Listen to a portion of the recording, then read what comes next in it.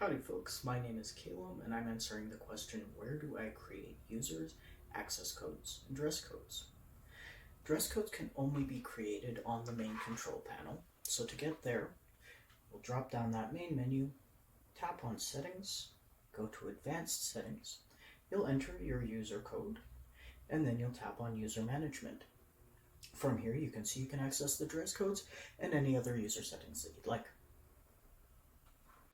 You can also change your users and access codes through the web portal at telus.com/smarthomelogin. You'll want to select Users from the menu on the left, and that'll open up your options to change those access codes or add any new users you'd like.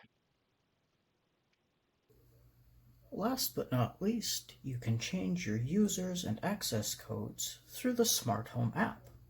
From here, we'll open the menu from the top left-hand corner. We'll select Users, and then just like in the web portal, you'll be able to change access codes or add and delete users. So there you go.